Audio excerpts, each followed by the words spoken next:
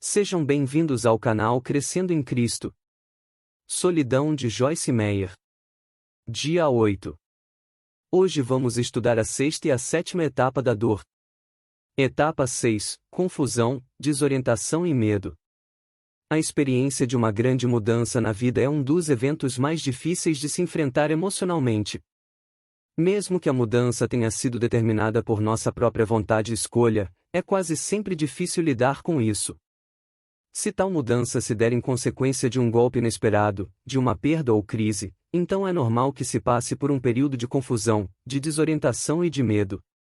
Repentinamente, nossos planos para o futuro foram totalmente destruídos. Talvez planos que incluíssem férias há muito desejadas, a compra de uma casa, a merecida aposentadoria ou outros sonhos, ternos e intensamente acalentados, que foram cancelados sem prévio aviso. Demoramos certo tempo para definir uma nova direção. Em tais momentos, a nossa mente é bombardeada com uma grande quantidade de perguntas ao mesmo tempo, e muitas delas podem exigir uma resposta imediata.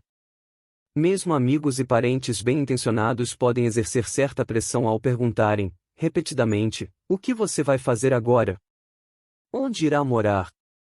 Você pretende voltar logo ao trabalho ou deseja ficar afastado mais tempo? Todas essas perguntas são válidas, no devido tempo, serão respondidas. Se você está passando pela dramática experiência de ter sua vida totalmente alterada por uma tragédia ou perda inesperada, sabe que precisa tomar decisões sérias sobre seu futuro. No entanto, talvez ainda não se sinta preparado para tomá-las. Durante esse período, sua mente não está clara. Você pensa ter tomado uma decisão, mas, então, inesperadamente, muda de ideia.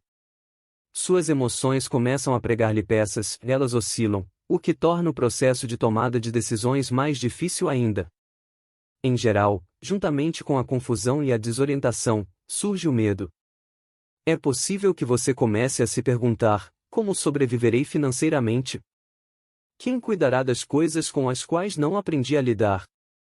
Ao ter de encarar questões tão perturbadoras assim, recomendo que você medite neste versículo que se encontra em Hebreus 13, versículo 5, conservem-se livres do amor ao dinheiro e contentem-se com o que vocês têm, porque Deus mesmo disse, nunca o deixarei, nunca o abandonarei. Quando não sabemos o que fazer, tampouco o que o futuro nos reserva, é reconfortante saber que Ele sabe. Em Salmos 139, versículos 15 ao 17, o salmista nos assegura que nosso Pai Celestial conhece o nosso passado, o nosso presente e nosso futuro. Veja o que ele declara: meus ossos não estavam escondidos de ti quando em secreto fui formado e entretecido como nas profundezas da terra. Os teus olhos viram o meu embrião, todos os dias determinados para mim foram escritos no teu livro antes de qualquer deles existir. Como são preciosos para mim os teus pensamentos, ó Deus! Como é grande a soma deles! Deus é o Alfa e o Ômega, Ele é o princípio e o fim. Já que é assim, Ele também é tudo entre esses dois eventos.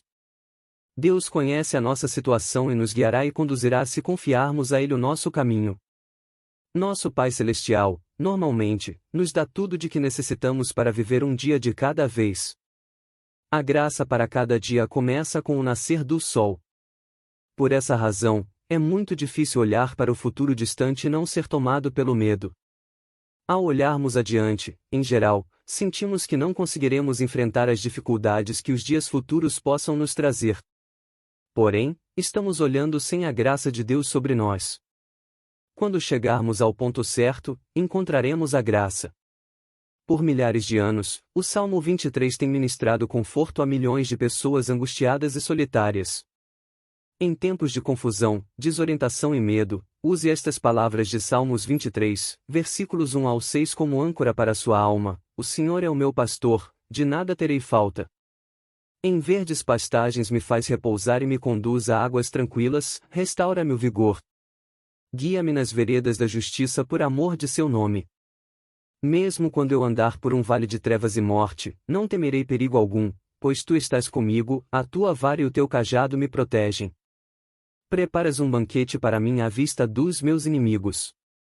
Tu me honras, ungindo a minha cabeça com óleo e fazendo transbordar o meu cálice.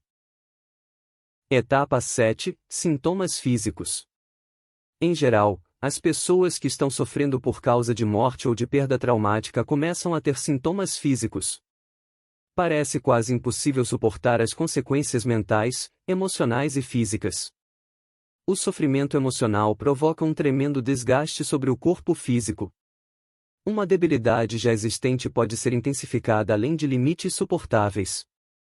Muitas vezes, o resultado pode ser uma dor física, enfermidade ou doença. Os sintomas físicos incluem dores em diversas partes do corpo, como a cabeça, o pescoço, as costas e o estômago, o que é comum em períodos de intenso desgaste emocional. Uma medida que pode aliviar a pressão é praticar exercícios físicos. Durante tais períodos de sofrimento, a tendência, em geral, é de se ficar sentado, ruminando mentalmente a situação. Embora esse comportamento seja muito natural e compreensível, ele deve ser superado com uma ação firme e positiva. Se você estiver passando por um processo de dor, uma sábia medida é dedicar-se a longas caminhadas. Se houver disposição para mais, a sugestão é praticar exercícios mais vigorosos. Lembre-se, você já está sob intenso esforço, portanto, não vá exagerar na dose. Na verdade, foi provado que a prática de exercícios físicos realmente atua para diminuir o desgaste emocional, mental e até físico, relaxando a tensão muscular. Perda de apetite, claro, é fato corriqueiro nos períodos de sofrimento, algo plenamente compreensível. Entretanto, privar-se de alimentação por longo tempo irá prejudicar a sua saúde. Se você não conseguir comer o necessário, procure consumir apenas alimentos que tenham boa qualidade nutricional. Embora pareça difícil, também procure dormir por um período apropriado. Um organismo cansado, enfraquecido, subnutrido e sob intensa pressão é um convite a doenças e complicações físicas. Eis por que é tão importante fazer exercícios, alimentar-se bem e dormir o necessário, para assegurar a boa saúde física e mental durante esse período tão difícil. Também acho importante compreender que as emoções e os vários estágios do sofrimento são absolutamente normais no processo de dor, portanto ele deve ser vivenciado a fim de que se possa retornar a uma condição emocional normal e saudável. Como já observamos, reprimir emoções e sentimentos é extremamente prejudicial ao processo. Se não forem expressos de forma adequada, podem resultar em sérios danos. Lembre-se, quando emoções negativas são reprimidas, elas emergem de outra forma.